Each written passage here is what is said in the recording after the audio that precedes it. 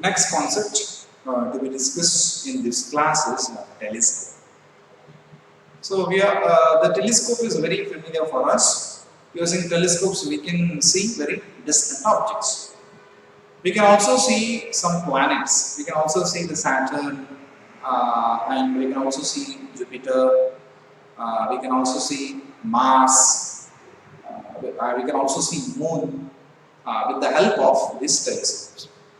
So these telescopes are used to view the very distant objects and to magnify that object.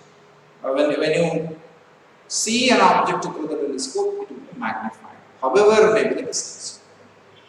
So it depends upon the magnification produced by that telescope, and also the power of the lenses. So it is so the magnification produced by the telescope is also matters. Now let us study about this telescopes. Let us find out about the magnification which is produced by this telescopes. So this is a diagram of telescope.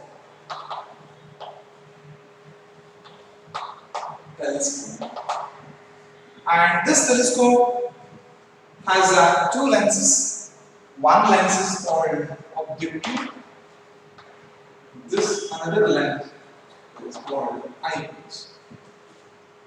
And it is very similar to the microscope, but there are some differences, like the lenses used. In the compound microscope, the objective lens was small in a size, but here objective lens is bigger in size and the eyepiece is smaller in size.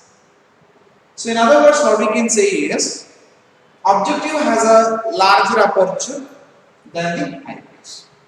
In compound microscope, objective has less aperture than the, or you can say a smaller aperture than the eyepiece. Or in other words, eyepiece has a larger aperture than the objective in the case of compound microscope, and objective has a larger aperture than the eyepiece in the telescope.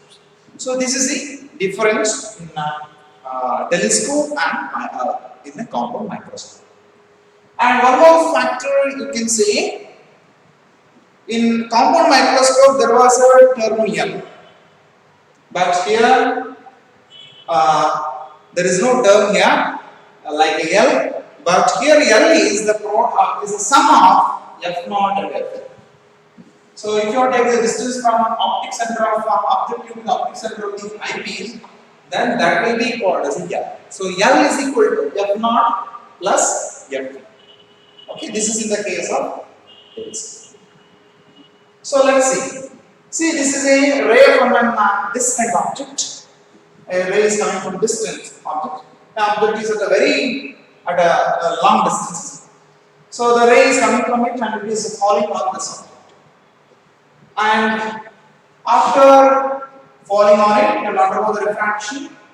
After refraction, it will form an image over here, that is at the F0 as well as the F2. And after refraction, after forming an image, this image will act like an object for the eyepiece. This will act like an object, means this is an object for the eyepiece, that's all. So the ray from this object should fall on this eyepiece, so it will undergo refraction, and one should see the image over. You should see, you should observe it, that is an object. So if you extend back these rays, they will meet at some point over here, so that final image will be formed here. So the angle subtended by the final image at the eye is beta. So beta is the angle subtended the eye by the final image, and alpha is the angle subtended by the image formed by the objective, or you can say alpha is the it is the angle subtended at the objective. See, at the objective an angle is formed, that is alpha. Or here also you can take this incident ray, that incident ray making an angle with this objective, that is called alpha. So the magnification in the case of telescope can be written as net magnification, or in other words, what we can say is we have to take angular magnifications. Angular magnification,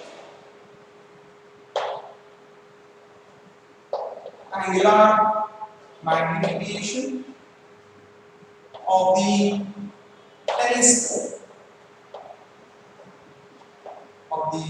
telescope. You are finding angular magnification. How to write? Magnification, angular magnification is equal to beta by alpha. So beta means it is the angle subtended at the eye by the final image, and alpha means it is the angle subtended at the objective by the object. So their ratio is called as which will give the angular magnification or the magnification of this telescope. So beta by alpha. Now we have to substitute for beta and alpha. From figure, if let's say tan of alpha is equal to what you can write h by, we are writing h here, h by this distance. What is this distance? F0. H by F0. And the value of h is negative here, minus h by F0. Now let's write the value for beta. So tan beta. So let me write tan beta. Tan beta. This is tan beta. Tan beta gives one triangle. The image formed here, which is beta here. So tan beta is equal to h dash. H dash is the height of the final image. H dash divided by image distance.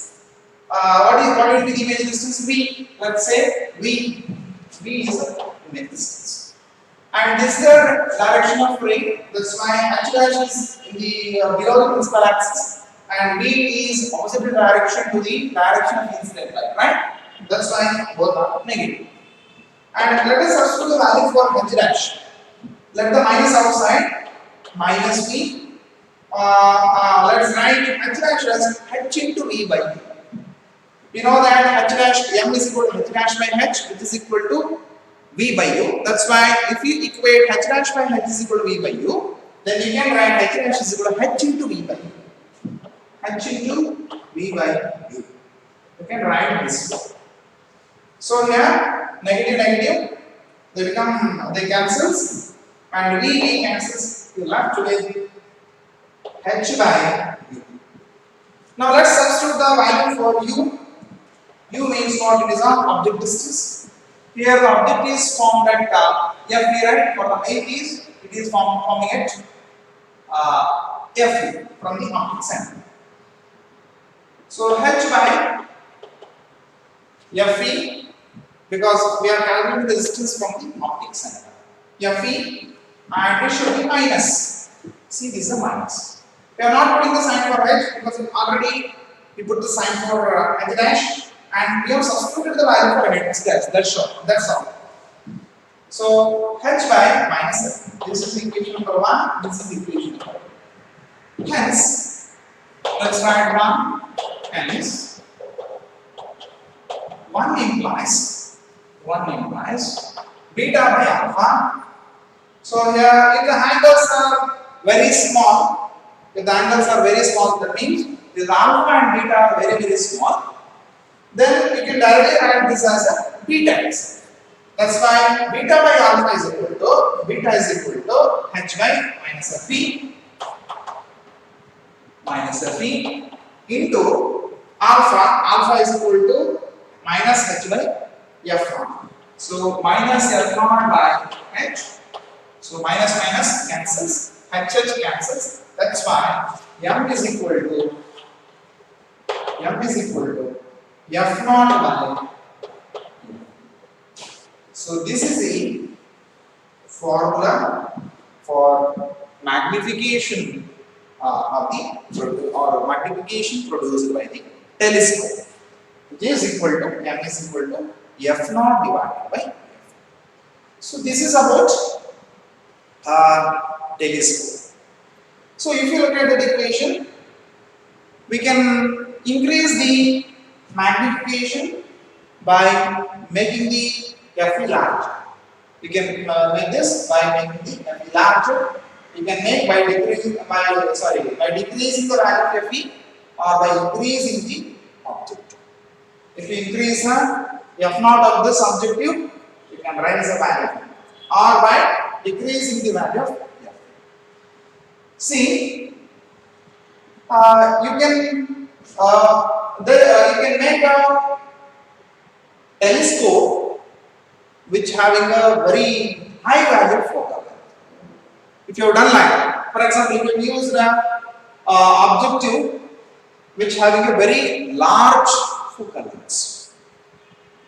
So, but there is a limitation to design such an objective, because if you have done focal lengths which have a very high value, then the mass of this objective will also be very high, or you can say this objective will also be heavier.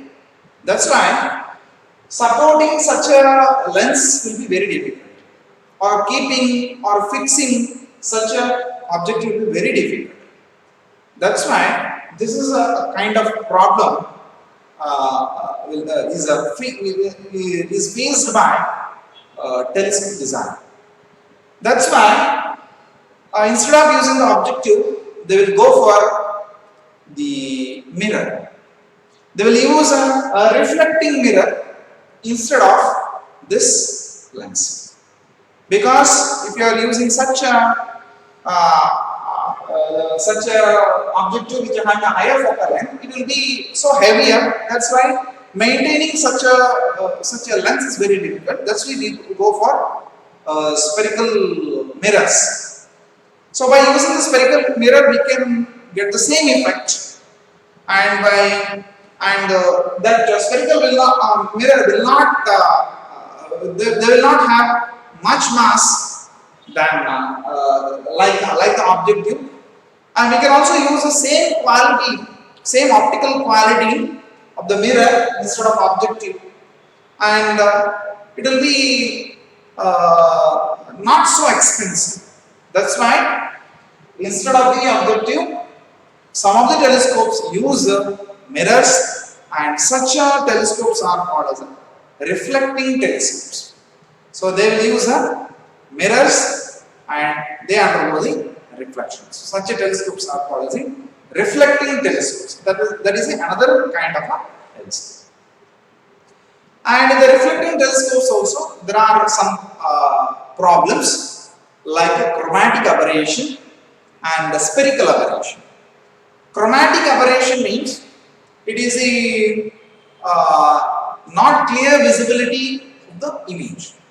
Sometimes what happens is, I can give an example for the chromatic aberration. If you take a picture or if you shot a picture in your camera, sometimes the image will be blurred. That happens because the camera is not able to focus the image properly. So this is known as a chromatic aberration. Okay? If the mirror is not ready to focus that image, then the image will be blurred. Image will not be clear. So such a phenomena, such a disturbance can be called as a chromatic aberration. And spherical aberration means if the shapes of such a lenses are not designed well, there is a poor designing of if there is a poor designing in the mirrors or lenses, they will not focus the light in an exact position. They will focus at many places. That's why image will be blurred. This is called as a spherical aberration. So this can also be removed